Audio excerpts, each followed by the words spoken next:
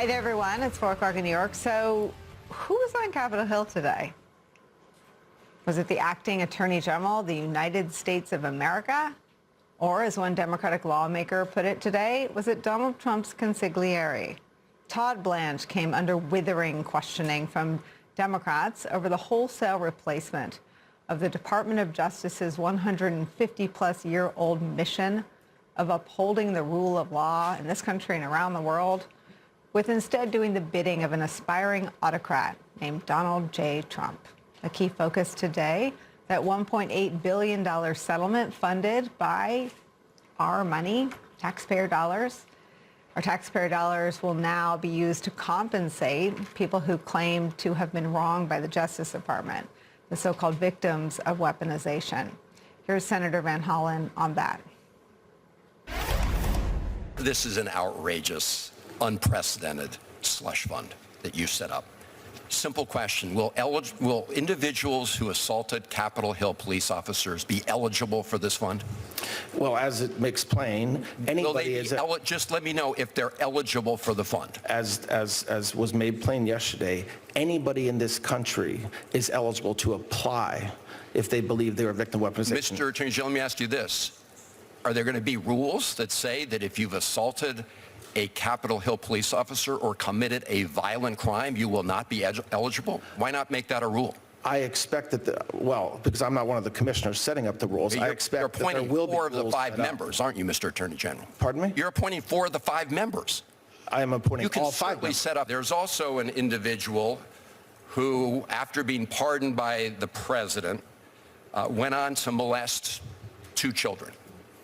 And that person actually tried to buy the silence of these children by saying that he would pay them some of the funds that he was hoping to get from your slush fund. Can you commit to making the rules so that that person, for a payout under this fund? Well, you're obviously lying in your question, because there's no way that this person committed to that. The slush fund, as you call it, which is not, didn't exist. I'm sure, but I can commit. Mr. Attorney General, don't ever do that again. I am reporting what he said. He said on the expectation that he hoped to get some of the funds from a payout. He's been you said from the slush fund, Senator, and that didn't exist when he said that. This is the fund that the president and all of you have been telegraphing all along that you're going to use to help the president's friends. Can you point to a single telegraph I made? What telegraph did I have a last question for you. Do you know that it is a criminal offense to lie to Congress? I am very well aware of that. I'm glad to hear that. A couple headlines there. Blanche acknowledging it is a slush fund, and we'll use his quotes if you'd like us to, but also suggesting that the child molester who was convicted for the crime of telling the child he molested that there was money coming to him in restitution didn't even know, couldn't have even known about the slush fund. The person that Senator Van Hollen was asking Todd Blanche about is named Andrew Paul Johnson. He's right now, as we come on the air, right now his status is this. He's serving a sentence of life in prison for molesting minors. NPR reports this about him. Police reported that that man, Johnson, 45, tried to keep the children quiet by telling them he would share the millions of dollars in restitution money he expected to receive from the Trump administration in connection with his January 6 case, end quote. At one point, as part of his bungling defense of the slush fund, Todd Blanche suggested that anybody, any Republican, any Democrat in this country could apply for money if they, quote, believe they were victims. Watch that. It is true that this is unusual. That is true.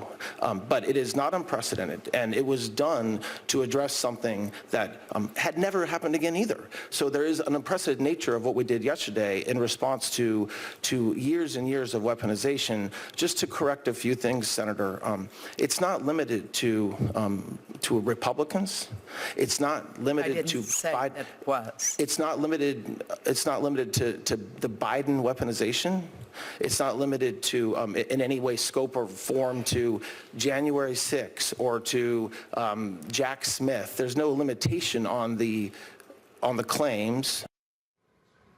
Okay, so with that stipulated, is former director of the FBI, Jim Comey, eligible? His team argued that he was the victim of a vindictive and selective prosecution. What about New York's Attorney General Tish James? What about the Southern Poverty Law Center or Act Blue, or the 6 members of Congress who were investigated for simply saying out loud, non-camera, that the men and women of the United States military swore an oath not to follow any illegal orders? They have good claims? Are your hand-picked 5 commissioners going to grant their claims? I doubt. So in a world where Todd Blanche picks, as he said, he corrected the questioner, it wasn't just 4 members, it's all 5 of the commissioners who make the decisions, we can safely rule that out. This is also the same Todd Blanche who claims that there's evidence that Bill Barr couldn't find, or Brad Raffensperger, or any of the other Trump allies who looked really hard, that the 2020 election was indeed rigged. This is the same Todd Blanche who served as Donald Trump's defense attorney, the same Todd Blanche who now cannot definitively say if violent felons who assaulted cops will receive money from the quote slush fund. Here's what happened when Todd Blanche was pressed again about ensuring that money from taxpayers does not go to the most violent insurrectionists. Will you agree to encourage those commissioners to set a guideline that compensation will not go to individuals who are convicted of assaulting police officers? I expect... Just a yes would answer my question, or a no. A yes will not answer that question. I mean, you're asking whether I will encourage. I don't think that's a fair word. I don't think it's the Attorney General's job to encourage commissioners to do or not do anything. Bar, forbid, ban, rule out. Could change the word. Hours after that testimony wrapped up on Capitol Hill, news broke that the Department of Justice expanded its settlement with Donald Trump. A one-page document signed by, you guessed it, that guy, Todd Blanche, and posted on the Justice Department website, bars the IRS from ever pursuing an audit of Donald Trump or his family businesses. 407 will be eagerly awaiting the release of Donald Trump's taxes now that we know he can never, ever, ever be audited. That was his excuse back in 2016 for not releasing them. Politico and the New York Times were the first to report the news about the document. The Justice Department did not provide comment on the document to either news organization. The acting head of the Justice Department up on Capitol Hill, facing withering questions about Donald Trump's attempt to turn the office of the presidency into a personal piggy bank funded by the American taxpayer, is where we begin today with some of our most favorite reporters and friends. Justice and Intelligence reporter Ken Delaney is here. Also joining us, former Department of Justice pardon attorney Liz Oyer is here. She was fired by Trump's Department of Justice after refusing to reinstate actor Mel Gibson's gun rights. And with me at the table, back at the table for the hour, our friend Andrew Weissman's here. We're so glad you're here. I'm so glad to be here. I'm so excited to talk about the book. The new book is called Liar's Kingdom. It's so important. It's so good. It's so timely.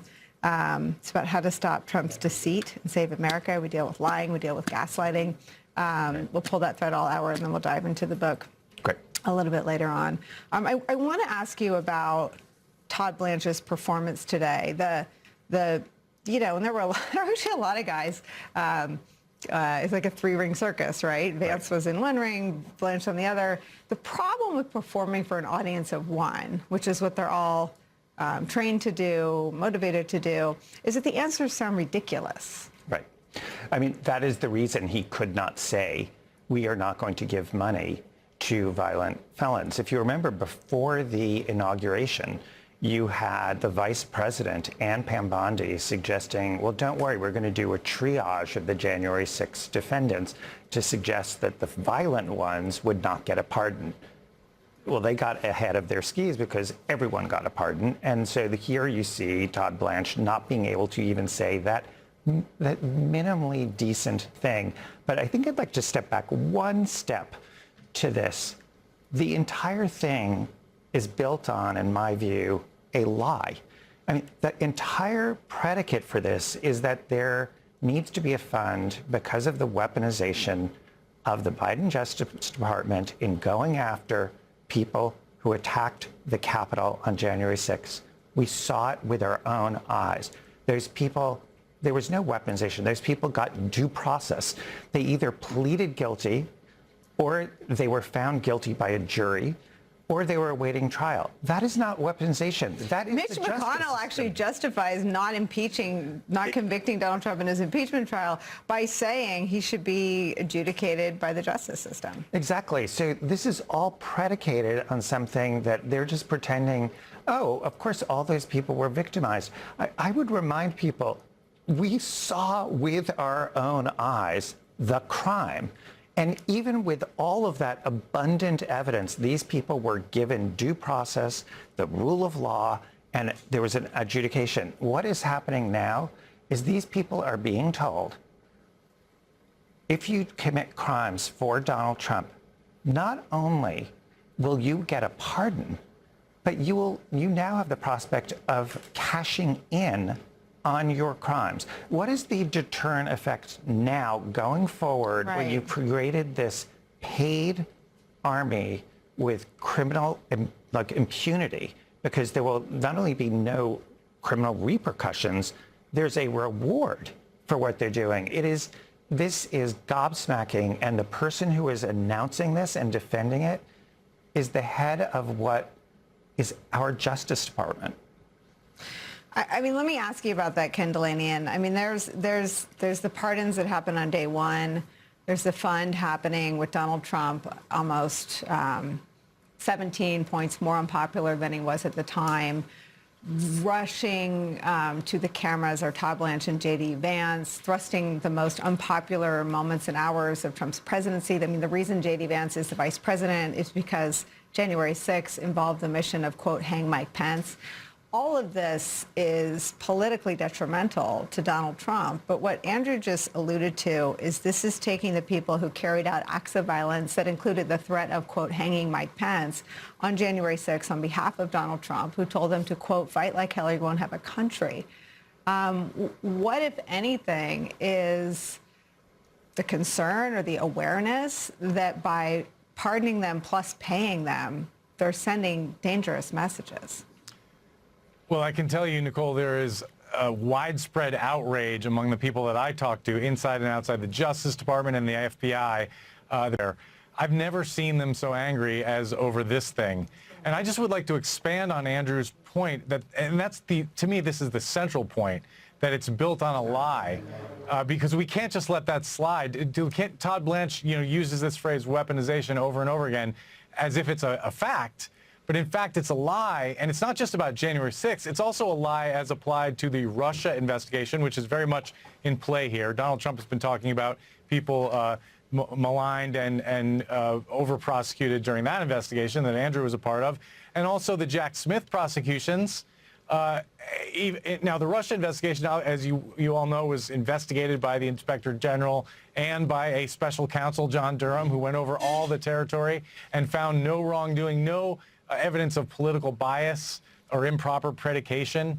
Now, the Jack Smith investigation has not had that kind of scrutiny, but the Trump administration has had all the records from that investigation for a year and a half, and they've yet to produce any evidence that Jack Smith or anyone else was motivated by politics or that, particularly this phrase, Biden weaponization, that Joe Biden had anything to do with that, or anybody that he appointed politically were pushing somehow something improper. Those cases were made by career prosecutors and FBI agents who were following the facts and the law. You could debate whether it was a good idea, whether they should have taken a pass, whether it in fact, helped Donald Trump politically. And you could also debate whether some of the January 6th cases were over-prosecuted. I know there's a lot of people inside the FBI who thought, look, we shouldn't go after the people who committed misdemeanors. We should just concentrate on felonies. Merrick Garland made a decision to prosecute everyone who went in that building. And in fact, the man that you mentioned, the child molester, who's now serving life in prison, he was convicted of a misdemeanor, trespass. So what that tells you is some of those people who just got misdemeanor convictions were still awful, horrible people. And now they've all been pardoned. And I think of, in particular, Daniel Rodriguez, who stuck a taser into the neck of Michael Fanone and was very meek and conciliatory in his interview with the FBI, but then after the sentencing, he got 12 years in prison, screamed in the courtroom, Trump won, which told a lot of people that all of his remorse was just an act. And he was set free by that pardon. Is he now eligible for compensation for this fund? That would be an absolute outrage. Michael Fanone will actually join us today in a little bit. Liz, I want to get you on this idea of the signal it sends to people who would carry out acts of violence, acts of political violence, which is a horrible, horrible reality in our country. Donald Trump himself has been targeted. I mean, the political violence is on the minds of everyone, I'm sure every one of us, anyone in the arena talking about politics. What is the signal sent to people about this moment in terms of political violence if the people who carried out acts of violence against cops were pardoned and will now be paid? Well, Nicole, it obviously sends a very dangerous message to people who are thinking about committing violence in the name of Donald Trump or any other type of crime that will benefit Donald Trump, that not only does he have their back, they can expect to be considered for pardons, but they also may be compensated for their trouble. I have to say, as troubling as that is, I don't even find that to be the most troubling aspect of this. The most troubling part from my perspective is how this settlement came to be. This is essentially a collusive conspiracy between Donald Trump and Todd Blanche to take money from taxpayers, take tax dollars, and distribute them to people who have no legal entitlement to that money. That suggests to me that we have crossed another Rubicon here, that we are seeing a new level of corruption where the president and the attorney general feel free to distribute our tax dollars to their friends and their allies and their supporters. And that is just wrong on such a fundamental level to someone who has been a career civil servant. The idea that this attorney general who has a fiduciary duty to safeguard our tax dollars and to defend them against frivolous lawsuits would settle this lawsuit with Donald Trump that was determined by a team of independent experts to have no merit whatsoever. It's really just absolutely chilling and shocking and truly quite upsetting. And it's something that I think rises to the level that all Americans really need to be paying attention to. Liz, what is this document that says Trump can never be audited? I mean, just as someone who's covered his use of the threat of being under audit as the predicate or the excuse for never releasing his taxes, a norm that was busted so long ago. I don't know how many people even remember it, but they're all logged in my brain. What is the significance of DOJ entering into an agreement to never audit Trump or his businesses or his kids? Well, Nicole, the fact that this second piece of the settlement agreement didn't come to light yesterday when the settlement was announced and was not part of the court filing that was made by the Justice Department and Trump's lawyers is incredibly disingenuous and troubling in and of itself. The document that you showed, it's called a release of claims, and it's actually broader than a tax audit. It not only gets Trump out from under potentially very costly audits, but it appears to forfeit any claims that the United States might have against Donald Trump, not just Donald Trump the man, but also his family members, his companies, trusts in his name, really related to any type of liability. It gives up the rights of the United States to sue Donald Trump. That means that in the future, when Donald Trump is no longer in office, if a subsequent administration wants to investigate him for misappropriating taxpayer funds or failing to pay taxes or really any type of misconduct whatsoever, he will have this defense that he is barred, or that the United States is barred under this settlement agreement from prosecuting him or suing him. And taxpayers essentially have been betrayed at the highest levels of government by Todd Blanche, who signed away our rights to sue Donald Trump in the future and members of his inner circle and his businesses. It's really quite staggering in its scope, and I have never seen something like this before in a settlement agreement, certainly not the settlement agreement of a lawsuit that is essentially frivolous. It's extraordinary. All right, no one's going anywhere. Much more ahead for us, from taxpayer-funded payouts to insurrectionists to millions of dollars of stock trades being made by a sitting president, an alarming number of trades.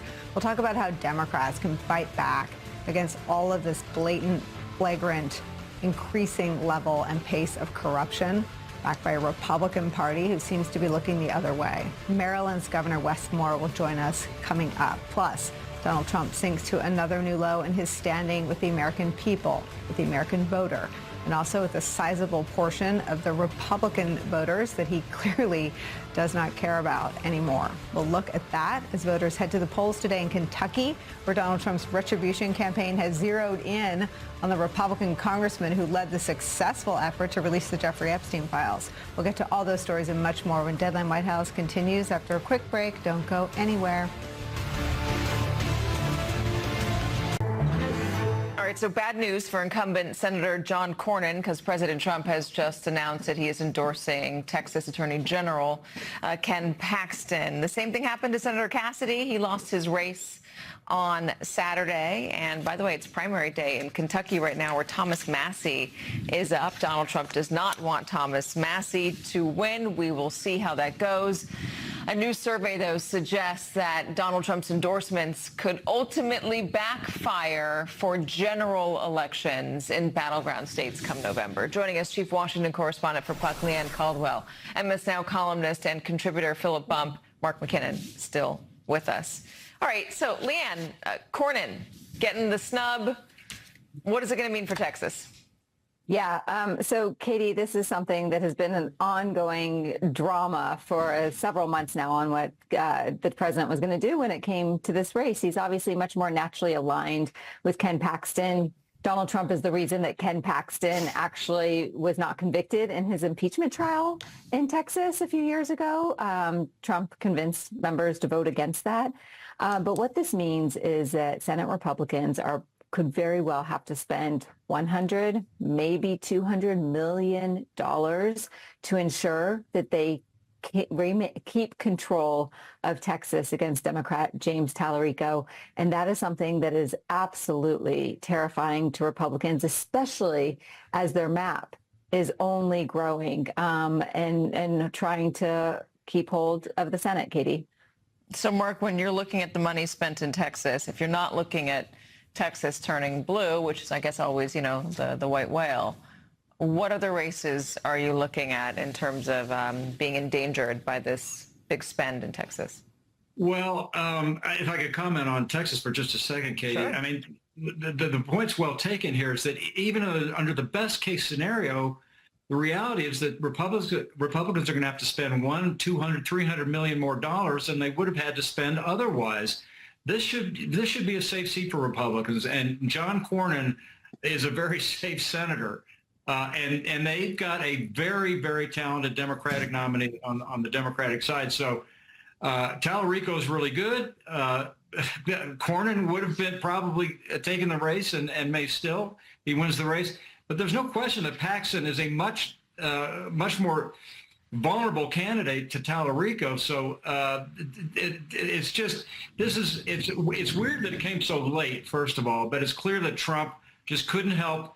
I'm sure he resisted the advice he got from smart Republicans and the senators up there, because they all wanted Cornyn, because they don't want that money spent in Texas. They need it spent in other places like North Carolina, in Ohio, Iowa, all these other places. So it's going to be a huge drag on the money, and it's a self-inflicted blow that was unnecessary.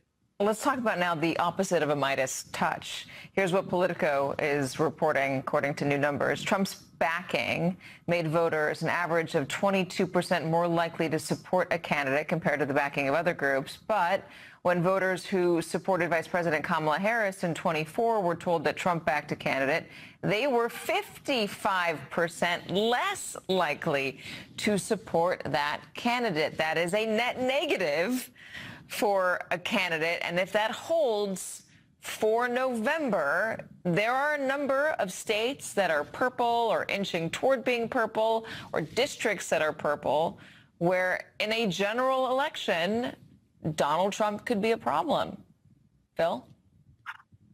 Yeah, no, exactly. I mean, and this has been the pattern with Trump for the entire time he's been in national politics. He's very good at primaries. He's very good at deciding that this is who Republicans ought to support, because his base, the Republican Party, they listen to him. They believe him. They go along with what he says. In general elections, he has a much worse track record despite what he says, despite his constant insistences.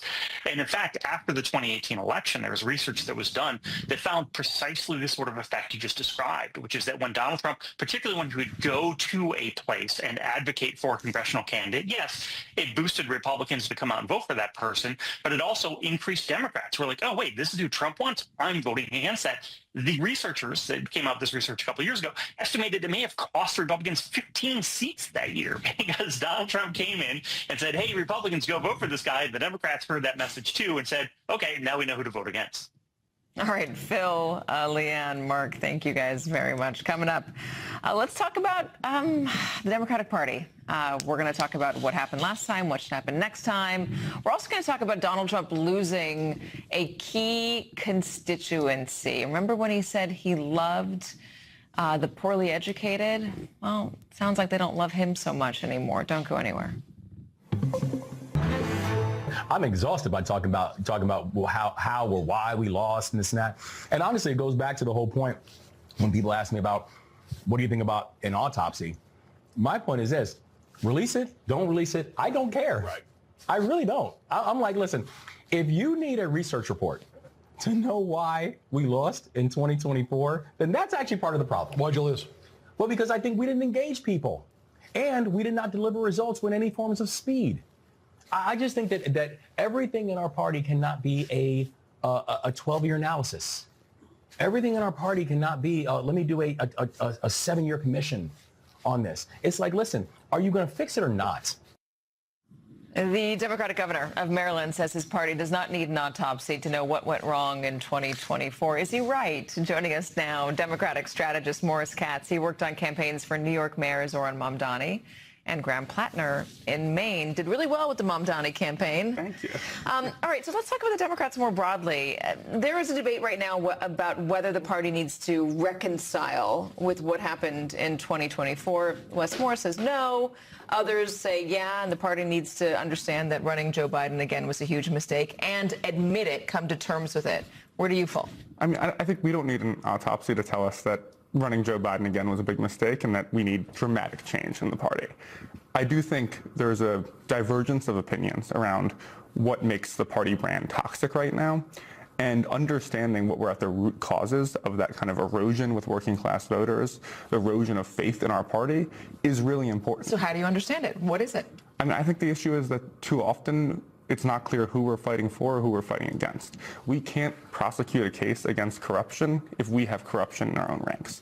We can't run against greedy corporations when those same greedy corporations are funding our campaigns. And we can't speak with moral clarity on issues when I think what you saw in Gaza and the way the Harris and Biden administration talks around that and the way that kind of sunk the campaign. And all of those, I think, are realities that are probably reflected in that autopsy. There are a lot of people in the middle and the independents who would hear that and say, you know, I believe in a capitalist society, and I get worried that when you start talking about that, you get into socialism. I'm not into that. There are people who say, you know, maybe what's happening in the Middle East, there are some clear-cut issues, but there's some other areas where I'm not so sure about it. And there is like kind of a squishy middle that gets worried about the Democratic Party becoming very defined on certain hot-button issues like that. How do you deal with it? I think there's a really big difference in between the kind of pundit class moderates and the voter moderates. And I think what we have is a lot of voters who might identify as moderate, but what they identify more than anything else is as people deeply, deeply angry with the political establishment and with an economy that's fundamentally broken. And what we then have in the kind of consultant and pundit class moderate is like, oh, we just want to lower the temperature and get along. And I think that's actually not where voters are right now. So Mamdani was very successful in focusing on affordability and really only affordability here in New York City. There were some other issues involved, but mostly it was him talking about affordability. Right now, we were just talking for a while about Todd Blanche and this $1.8 billion fund. People will call it a slush fund. For anyone who thinks they were politically persecuted by the last administration. It could be January 6ers. It could be campaign donors. How do Democrats deal with what we are experiencing with this Trump administration? Is it a good idea to go after all the corruption and talk about it, or is it a good idea to do what Mom Donnie did and only talk about affordability and the economy? I think you need to connect the dots for people. And, Donald Trump is doing this, and it's wrong when he's doing it. But it's also he's spending that money there instead of spending that money reopening the factories he said he'd reopen, or instead of raising wages. Like, how does he have money for a slush fund for insurrectionists but doesn't have money for Medicaid? That's not in any way connected with the campaign he ran. And I think we can focus on both of those things at the same time, because the reality is we have a president who ran on addressing an affordability crisis and stopping endless wars and taking on corruption. And what we have is the most corrupt administration in American history. What we have is a new forever war and a worsening affordability crisis. Let me ask you about Graham Plattner. There's a lot of hand-wringing within the Democratic Party about what to do with him, because on the one hand, he is a great speaker and he is charismatic, but on the other hand, he's got some issues in his past that have been ugly. How is he going to be able to deal with that in a general election against Susan Collins, who has proven to be a survivor? I think that people are really hungry for candidates who aren't politicians, who are real people, working class people who understand the realities that the average American is facing right now. And they understand that when real people run for office, that embodies the good parts of it. It also embodies realities of people who've lived real lives, people who, like for Graham's instance, served a decade overseas, struggled with PTSD, had not done everything his entire life planning to run for president, like so many politicians who've lost trust. And he talks about this, and I think his is a story of redemption. And if we don't believe in redemption, then what's the point in this political project? I want to play another candidate who is going viral. It's not Graham Plattner. It's maybe not some of the Democrats like, but his campaign message is striking a chord, and this is Spencer Pratt. Here's his latest video for the race for mayor of LA. Now this is a story all about how my life got flipped, turned upside down, and I had to take a minute to run for mayor. I'll tell you how I became the prince of a town called Bel Air.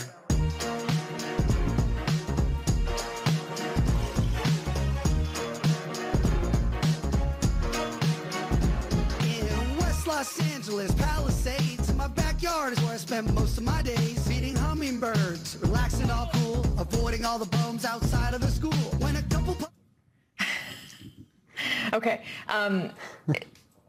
Spencer Pratt, Meghan McCain said this is the way that this generation, my generation, elder millennials, need to talk to people if you want to be a politician.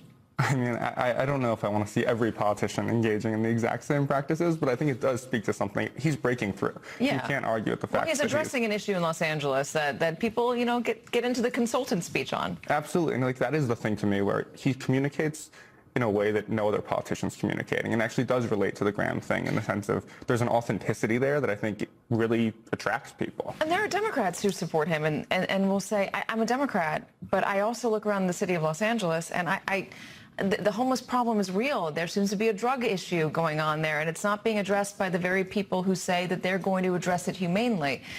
And they look at the Democratic Party and they say, you're full of a bunch of talk, and this is what Wes Moore was talking about. But all you do is give out, proposals and 9-point plans, and you don't actually get anything done. I mean, that's when I see someone like Spencer Pratt succeeding, I think it's an indictment on us as a Democratic Party. We need to, and this is why, I think Mayor Donnie has done a remarkable job and laid a platform where it's not just words. Every day you're seeing different actions that are improving the quality of life in New York. And that's the kind of party we need to be, and that hasn't been the result in LA a lot. And that's kind of left this pathway for someone to take that lane. Also, more broadly, I'm going to put up on the screen Donald Trump's numbers on the poorly educated. And we bring this up because Donald Trump really embraced, the poorly educated love me. I remember I was in a rally in Vegas in early 2016. It was right after the South Carolina primaries. He got some results back and he was reading them out. And he said, I love the poorly educated. And it was him saying, I connect with the working class. I connect with all types of people. I may be an elitist, but I understand you. And people really responded to that. How does the Democratic Party win back these voters or win over these voters? I mean, I think we need to look at some of the things that, frankly, Donald Trump was able to campaign on, and also some of the things Spencer Pratt is campaigning on. They're lying. I think we can be clear about that, and we have a lot of points we can make to reveal that. But in order to take those voters in, I think we need to take seriously what they have been expressing in their support of them, which is exactly what you said, a deep frustration that the Democratic Party is more interested in lecturing than listening, and in kind of proving moral points than in tangibly improving people's lives. Can this get turned around in the next 2 years? With Democrats like Graham Plattner, I think absolutely. All right, Morris Katz, really good to have you. Thank you so much for joining us. Thank you for having me. All right, that is going to do it for me today. Deadline White House starts right now.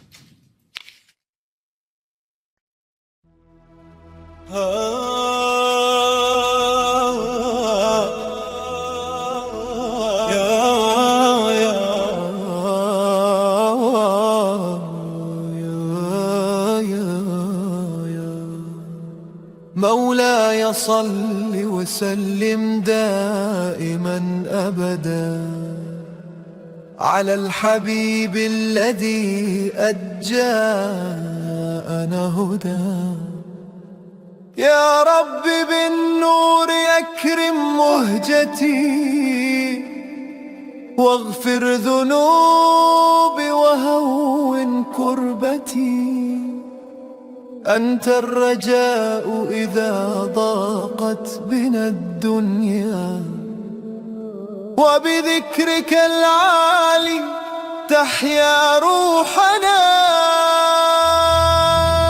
الله الله يا مولانا أنت الرحيم وأنت هادينا